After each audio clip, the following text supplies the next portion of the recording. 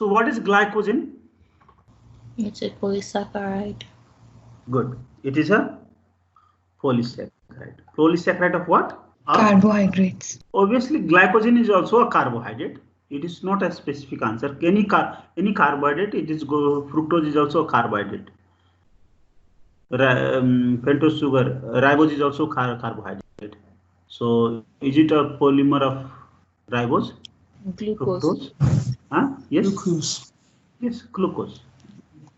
You have to be specific, okay? Otherwise, it will not be correct. So, it is a polysaccharide of glucose, and this polysaccharide, which type of polysaccharide? It is a branched polysaccharide.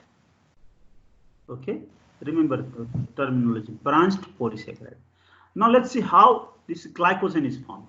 So you can see this. There is a protein at the center of protein. This protein is called glycogen. Okay, always there is a protein at the center. Now this glycogen will be formed around this. So there will be formation of glycogen like this monomer. So this is polysaccharide. Now on this polysaccharide there will be branching here. So let me write this branching with different color. So there will be branching like this.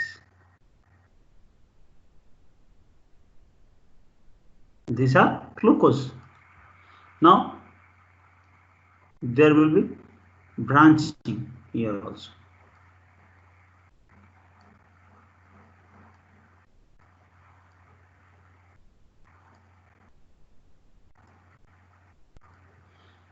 The other branching can be here also. No, not here. It cannot be within 5. So here. So spacing also should be there. More spacing should be there. So at least 4 carbohydrate spacing should be there in between.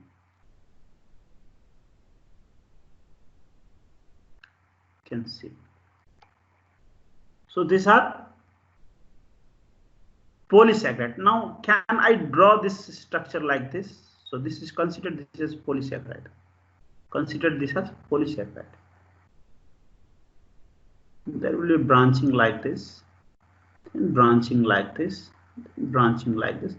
So this branching will form, and this branching will be formed. This branching on glycogen will form a very round type of molecule. It will form a very spherical molecule, spherical type of granules, and this is called glycogen. Glycogen has a very important protein at the center. The protein name is glycogenin. Around that you can see one glycogen is attached, then with that glycogen there will be branching like this. So centrifugal branching will be, you will see a very molecule, spherical type of molecule. So it will be, the molecule will be like sphere granules. So this is called glycogen, and you can see this glycogen has 2 types of bond here.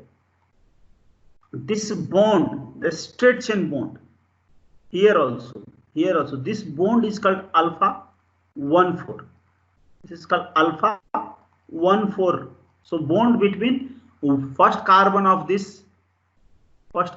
one glucose and 4th carbon of this glucose. First to 4 carbon of this, that is why alpha 1,4. Glucose are alpha glucose. So alpha 1,4 glycosidic bond. Bonds are there. Here you can see at a branch site, wherever there is branching, you can see there is already alpha 1,4 bond here. So this cannot be alpha 1,4 bond. This cannot be alpha 1, because one carbon is already engaged with this. Number 1 carbon is engaged with number 4. So what will be there? And number 4 carbon engaged here, 1 is engaged here. That is why this 1 carbon of this glucose and 6th carbon of this glucose will be engaged. So this bond will be alpha 1,6 bond. Alpha 1,6 glycosidic bond. Did you understand this? Alpha 1,4 and alpha 1,6 bond. Yes, sir. Now, which type of bond do you find here? Which type of bond is this? Tell me. This bond, which type of bond is this? Alpha 1,6. Good, alpha 1,6. And which type of bond is this? Alpha 1,4. Yes. Straight chain, wherever you see, it is alpha 1,4. Alpha 1,4. Which type of bond is this? Alpha 1,6. This is alpha 1,6. So did you understand what is alpha 1,4? Well, elsewhere, everywhere you will see alpha 1,4 except the place where is branching. So this branching is alpha 1,6 bond. So this is structure of glycogen. I have drawn the structure of glycogen. This is a branched polysaccharide of glucose. And what are the organs where glycogen are present? Body, tissue and organ. What are the tissue and organ where glycogen is present? There are two tissues. One is liver, other is muscle. Which muscle? Skeletal muscle. All actually skeletal muscle, some in cardiac muscle also, but skeletal is more important. Skeletal muscle. Do you understand liver and skeletal muscle? Okay. Will you remember these two organs? Yes, sir. After we did this basic, let's start glycogen metabolism. Okay. So you will understand now. So now don't you understand this glycogen structure right now? You can see only one glycogen is attached to this protein, glycogen, and on this glycogen side chain. So there are two glycogen molecule, okay, at the center, not on. And this with one glycogen, one polypeptide is attached, and with second glycogen, other polypeptide is attached. Polysaccharide is attached. Here, one polysaccharide, other polysaccharide. On this polysaccharide, whole glycogen is branched, and actually all the branches are attached to this polysaccharide here, other polysaccharide here and here. Did you understand this structure? About 30,000 glucose units are present in one globular granule of glycogen, and this glycogen at the center, the glycogenin protein is there. Very important protein. Glycogenin is present. Protein. Now, this is not a two-dimensional. Remember, this is a three-dimensional structure. So this is glycogenin. I have already written glycogenin structure. So you already know what is alpha 1,4 and alpha 1,6. So I don't have to explain that much. So what is alpha? This is alpha 1,6. These are all alpha 1,4. This is alpha 1,6. These are all alpha 1,4. So wherever you see branching, it is alpha 1,6. Other than that, all are alpha 1,4. Now you just see this. These are two organs, muscle and liver, where glycogens are stored. So muscle, the purpose of glycogen present in muscle is for. So I will talk about the purpose. First, let's discuss this. So how much glycogen is present in liver? So glycogen present in liver is about 100 mg to 100 gram to 120. Just remember 100 gram, or you can remember 100 to 150 gram, like that. So 100 gram, round figure. Try to remember everything in round figure. So 100 gram about, and that will last for 12 hours. It is general hours. So I have 12 to 18 hours. Okay, it lasts for 12 to 18 hours. Now storage. So what is the purpose here? The purpose of storage purpose of this liver glycogen is to supply glucose during fasting condition. Supply glucose to this tissue during fasting condition. So glucose stored in liver is not for liver. Remember, this glycogen stored in liver is not for liver. It is for other tissue. But glycogen stored in muscle is for muscle, not for other tissue. So muscle in that sense is a very selfish tissue, and this liver is a very generous type of tissue. It does not retain any of glycogen with it, but this muscle retains all glycogen, try to hold all glycogen and utilize for themselves. So did you understand the difference between the purpose of a storage of muscle glycogen and liver glycogen?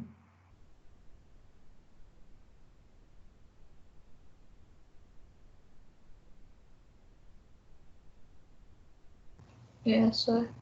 Okay. So now this liver glycogen will be available during fasting condition for this tissue. For brain, RBC, other tissues are cornea, lens, renal medulla. So these are, in addition to this, these all tissue always utilize blood glucose. Now muscle, about 400 gram. You can see about 400 gram of glycogen are stored in muscle. And this 400 plus 100, you can see about half kg glycogen is present at any, actually present in our body generally. So half kg of glycogen is present in our body. Now this glycogen is utilized by physical activity and exercise by muscle. So muscle utilize this glycogen, its own glycogen. Amount of storage is dependent on physical. So you can increase if you do exercise. So you can increase the glycogen storage in your body. That is why amount is dependent on physical exercise. If you do physical training, so glycogen storage will increase. And then if you take more glucose-rich diets, so glycogen storage will increase that way also. And then third is BMR. If your basal metabolism rate of body is very high, so at any time chance of glycogen in your body, the amount of glycogen in your body will not be that high. If your BMR is low, then glycogen in your body will be high at any time. So these three factors will influence the storage of glycogen in your body. So these are about the storage of glycogen. And I also discussed the purpose of glycogen. What is the purpose of this glycogen? Now let's talk about the metabolism of glycogen. So glycogen metabolism, if I talk here, so you will have difficulty. Let's go on the blank screen and we will talk here. So glycogen, as you know, so glycogen synthesis happens which condition? Fed or fasting condition?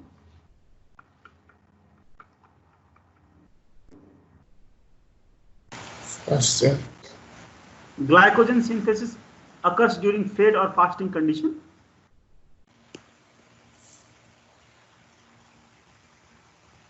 Fasting. Okay, I am considering your terminology. Fasting. Okay. So glycogen is found from what? Which molecule? Glucose. Glucose. Glucose. During glucose, so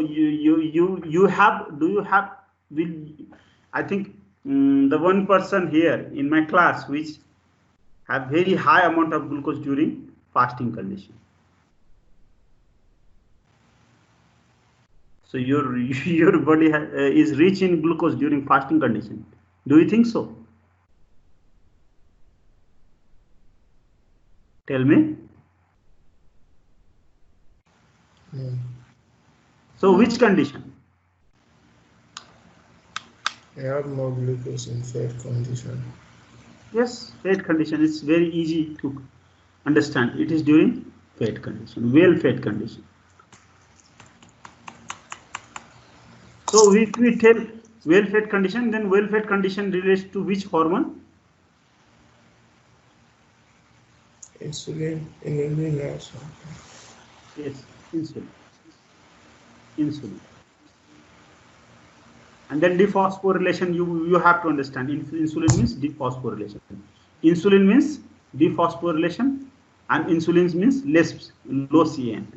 So you can see this glycogen in well-fed condition only, glucose will be high, and this insulin is high. That is why insulin will activate. These are all activator you can see.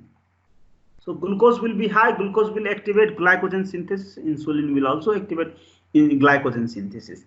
The And the main enzyme name of this glycogen synthesis is called glycogen synthase. Glycogen synthase. Very easy. Isn't glycogen synthesis very, it seems very easy? Isn't glycogen synthesis seems very easy?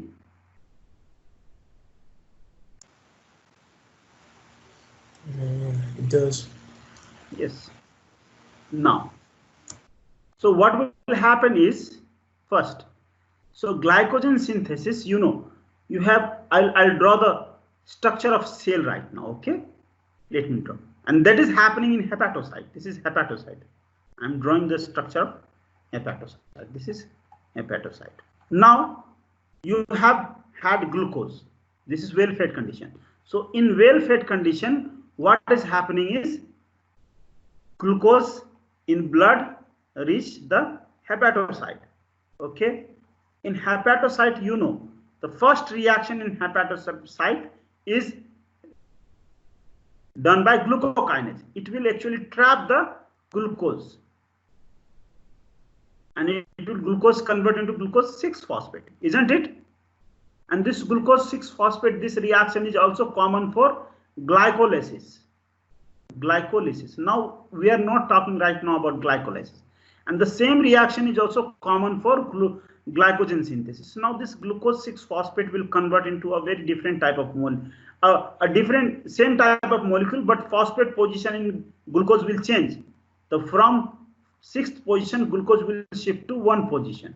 So this becomes glucose 1-phosphate, and this glucose 1-phosphate synthesis will be done by a very different type of enzyme called mutase. Whenever phosphate group inside molecule changes the position, you give the name mutase. Remember that, very important. So this is mutase. Which mutase? Phosphoglucomutase. So this enzyme is phosphoglucomutase. So this mutase enzyme will convert glucose 6-phosphate into glucose 1-phosphate. Now this glucose 1-phosphate will be activated. This will be activated. So how will be activated? By addition of nucleotide. By addition of nucleotide. Which nucleotide? UDP. So from UTP to high energy phosphate will be released, and already 1 phosphate is there. So if 1 phosphate of UTP and uridine will be added, this becomes UDP glucose. Did you understand this UDP glucose? How UDP glucose is synthesized? Yes, this is reaction is done by, what is the enzyme name? Uridyl transferase. Okay, this is uridyl transferase. Glucose 1-phosphate uridyl transferase. So the substrate is glucose 1-phosphate. You write the name of substrate and function of enzyme. So glucose 1-phosphate uridyl transferase will transfer this UTP on this. So this is the starting molecule. This is the starting molecule. Activated glucose is the starting molecule. This is activated glucose. Now this is ready to polymerize. Did you understand now? This is ready to polymerize. Okay.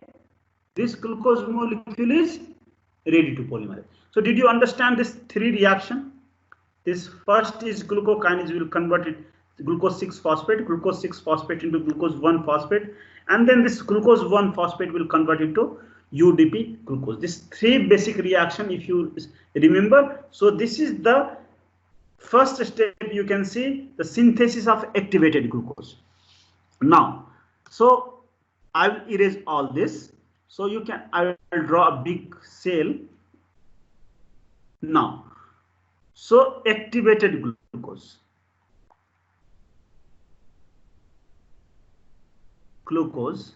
What is activated glucose?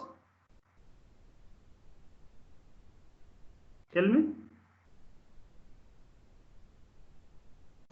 UDP glucose. UDP, good. UDP glucose. Now this UDP glucose is ready for polymerization, but polymerization will happen first to the protein called glycogenin. few polymerization will happen to the tyrosine residue of glycogen. So I am writing the glycogen is dimer. Okay, so I am writing only one glycogen in here. So you can see only one glycogen I am writing. Okay, so don't confuse. Okay, let me write other also, but I will write polymerization. So what will happen is first few polymerization will happen in glycogen. Right, let me write like this. Okay, so this is first few polymerization will be here. 1, 2, 3. So first few polymerization happens on the here without utilization of any enzyme. This is called autocatalysis. Autocatalysis. So this is called autocatalysis. Sometimes we take glycogenin also as enzyme because glycogenin is the protein that will catalyze this reaction. And this is autocatalysis. That will catalyze the addition of this UDP activated glucose on its structure, on its body. So this first is the autocatalysis that is done on glycogen first few. Then after then only this other enzyme come. Other enzyme come, very important enzyme that I told you, the glycogen synthase. Now glycogen synthase come, and this glycogen synthase will what does it do? This actually polymerize glucose on this. Keep polymerizing like this.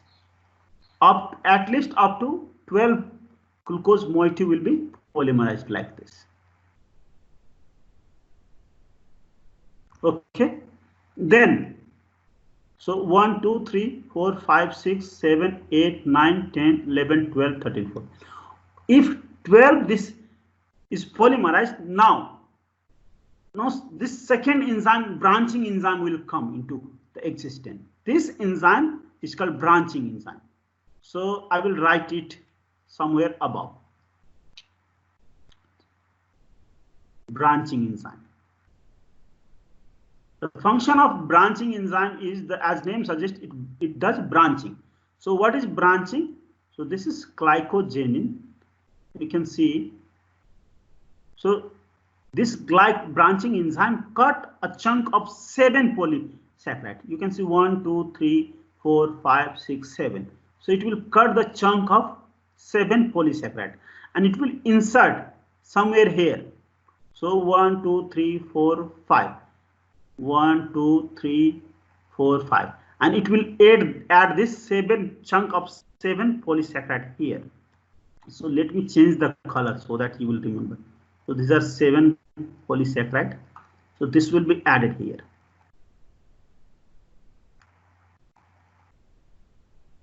Did you understand this up to this?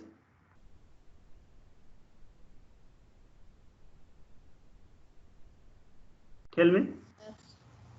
So first autopolymerization, then the elongation.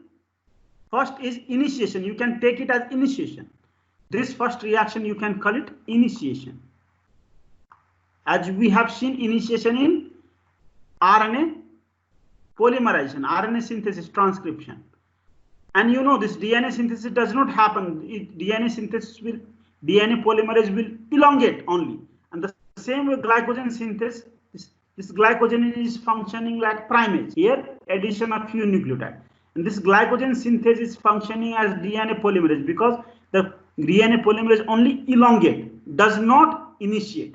So initiation glycogenin and then elongation. Initiation, elongation, and then what? Branching. Here initiation, elongation, and branching. 3 reaction is going on. First is activation. This is activation. So you can see this 3 reaction: activation, initiation, elongation, and branching.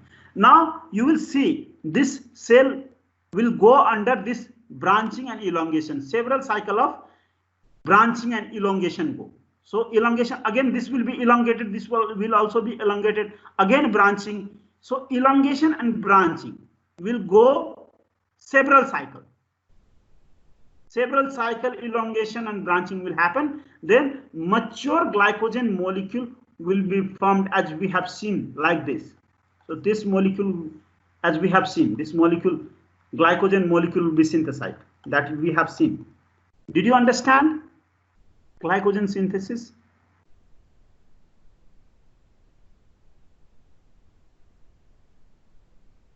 Yes, sir. Yes. So now can you name the enzyme from the beginning?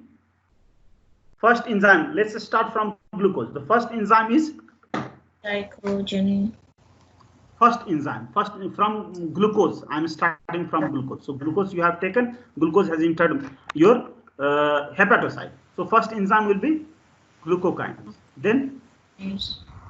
second enzyme is Glutamate. mutase. Okay. 6-phosphate will be converted into 1-phosphate, mutase, with phosphoglucomutase. Phosphoglucose mutase. And third enzyme is Uridyl transferase. good, very good. Uridyl transferase. Then fourth enzyme is initiation. This is activation. You can relate this with glycogenin. Auto polymerization. Glycogenin does auto. And fifth enzyme is Glucose synthase. Glycogen synthase. Synthase. And sixth enzyme is branching. So did you understand glycogen synthesis nicely? You have known glycogen synthesis. You understood glycogen. Now let's talk about glycogen breakdown.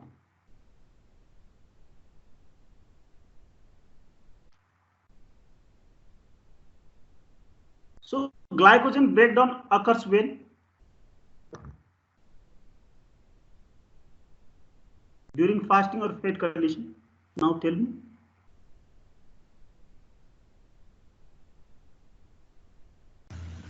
Fasting. Good. Fasting condition. Fasting before early fasting. You can call early fasting before 12 to 18 hours. Now, you know, this is glycogen. So let me draw the structure itself of glycogen so that you will remember. So this is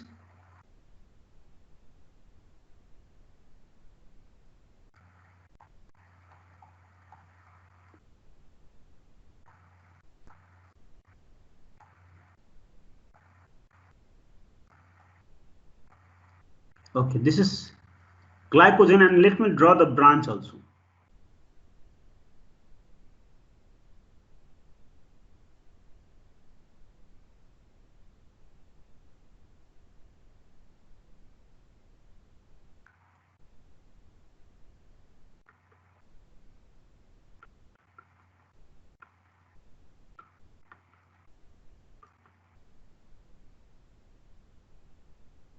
Now, the first enzyme that will act on this glycogen molecule, I am drawing this only, but just you imagine the whole molecule, big chunk of molecule will be there.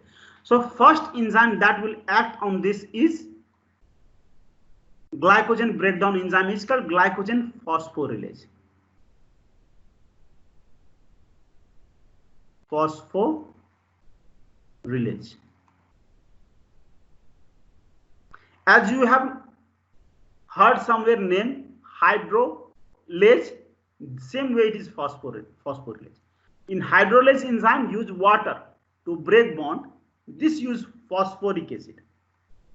This enzyme use phosphoric acid to break bond. Phosphoric acid means phosphate.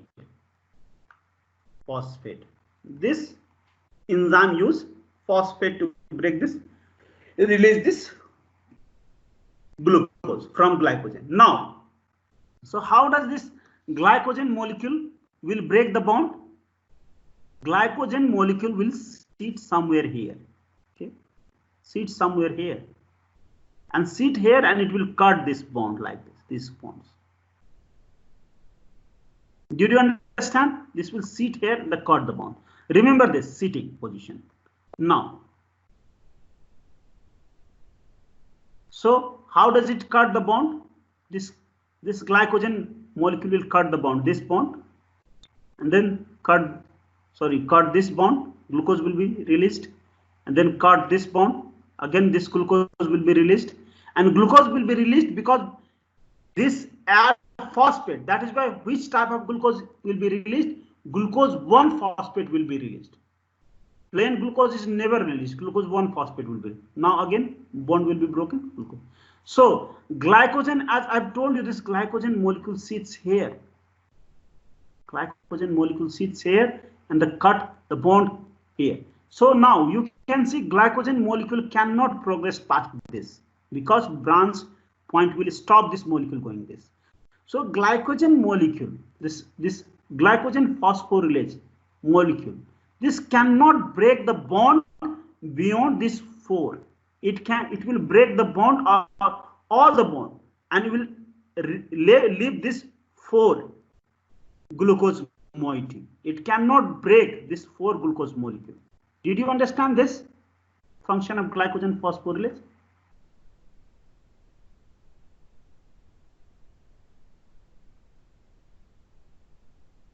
If you have not understood, I will again repeat. So glycogen here, this glycogen phosphorylase break this bond, release glucose as glucose 1-phosphate. Break this bond, glucose, release glucose as glucose 1-phosphate. Break this bond, release glucose as glucose 1-phosphate. Break this bond, release glucose as glucose 1-phosphate. Break this bond, release glucose as glucose 1-phosphate. Again, break this bond, glucose. Break this bond, release glucose. So now you can see this 4 glucose, because you know the glycogen phosphorylase will cut this whole molecule by sitting the opposite side like this, cut the molecule here like here. So it cannot progress past this because this will stop, this branch will stop this molecule going past this. So this 4 molecule, 4 glucose, last 4 glucose will not be broken down by this glycogen phosphorylase. Did you understand this? Tell me. Okay. So if it is not broken down by this molecule, so second enzyme comes into play. The name of this second enzyme is the opposite of branching enzyme. This second enzyme name is debranching enzyme. This debranching enzyme actually has 2 parts. This is a single enzyme. Sometimes it has the same enzyme with 2 capacity. It also breaks alpha 1,4 bond that is present here, and plus it also breaks alpha 1,6 bond. Okay, so now you can see this. So alpha 1,4 bond will be broken the same way this glycogen phosphorylase does by releasing glucose 1-phosphate. Glucose 1-phosphate. But this last glucose that is attached by, did you understand up to this? Yeah. Did you understand? Yeah. The last glucose that is there. So this glucose is linked by 1,6 bond. Now this glucose will be released by the enzyme called debranching enzyme by releasing just as this bond will be broken, and this will be released just as glucose, not as glucose 1-phosphate. So last glucose that is attached by 1,6 bond will be released as glucose only. So last 1,6 bond glucose will be released as plain glucose, no glucose 6-phosphate, or no glucose 1-phosphate. Did you understand up to this? Yeah. Okay, so now you will understand this easily now. If you have understood this, you will understand this easily. Now can you understand activation step? this conversion of glucose 6-phosphate into glucose 1-phosphate, you will understand. Now, do you understand this activation phase? This is activation phase, conversion of this glucose 1-phosphate into UDP glucose. Now, initiation, few step of polymerization by this glycogen, autocatalytic polymerization. Now, polymerization by this glycogen synthase, I have already explained. Then debranching enzyme will put the chunk, remove and a chunk of this glycogen here and put here. So this is the function done by branching enzyme. A repeated cycle of branching and glycogen synthase will produce a big molecule that we have seen in the beginning. So did you understand glycogen synthesis now? You can see here like this. So branching will be done like this, and after branching, so again the many cycle of branching. So repeated action of glycogen synthase and branching enzyme will produce this type of glycogen. Now did you understand everything about glycogen synthesis also? So this is the explanation. You can glycogen synthase form this type of bond and branching enzyme form 1,6 bonds. Okay. Phosphoglucomutase is activated by fructose 1,6 bisphosphate. When very high amount of glucose is there, so glucose through glycolysis convert, you know, it will convert into this. This fructose 1,6 bisphosphate will activate this enzyme, phosphomutase, and this will convert this glucose 6-phosphate into glucose 1-phosphate, and then glucose 6-phosphate, rather than going for glycolysis, it will form glycogen. This enzyme. So this phosphoglucomutase is activated by this. So this is the flux regenerating reaction. This step is, you can call flux generating step for glycogen synthesis, because it provides more substrate. Substrate is glucose 1-phosphate. Flux generating step for glycogen synthesis. Did you understand?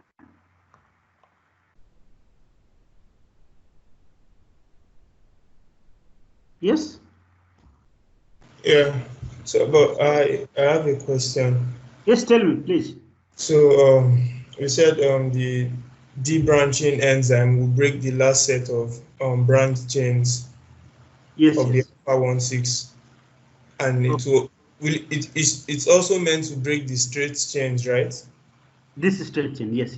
You can see this picture here. When it breaks the straight chains, what will it release? Okay. See, now you can see here I have written this 2 enzyme. Okay, name this 2 enzyme. This is part both. One enzyme I have written glucan transferase, and this is debranching enzyme. This 2 enzyme is part of only one polypeptide. Okay, this is, sometimes we call both as debranching enzyme. Okay, we bifunctional debranching enzyme called. But this part of enzyme, the part of enzyme which breaks alpha 1,4 bond, we sometimes call this bond as glucan transferase. Okay, this has the second bond, second part. This will break this alpha 1,4 bond only, and the last bond will be broken down by different enzyme. This different part of this number 2 enzyme of this debranching enzyme, and specifically this is also called debranching because the last branch will be removed. 1,6 is the bond that is responsible for this bond. This is hydrolysis. This breaking of alpha 1,4 bond, these 2 both are phosphorylasis. Add phosphoric acid to break the bond, phosphorylasis, and this is hydrolysis. Okay, this last bond breaking by this debranching enzyme is hydrolysis, and that is why plain glucose, this last bond is broken down by hydrolysis. That is why plain glucose will be released at this step. No phosphorus, hydrolysis. Did I solve your query? Yeah. Okay. Thank you. No problem. So did you understand this step also? Phosphorylase will break the bond up to 4, and then this 3 bond will be broken by this glucan transferase by phosphorylasis only. Last bond breaking is hydrolysis. Did I solve your?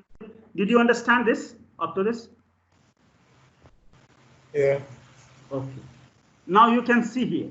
So you can see comparison between muscle and liver. So this is the last slide. So today we finished glycogen, whole glycogen, because your exam is on Saturday, coming Monday maybe. So that is why let me finish this, compare this.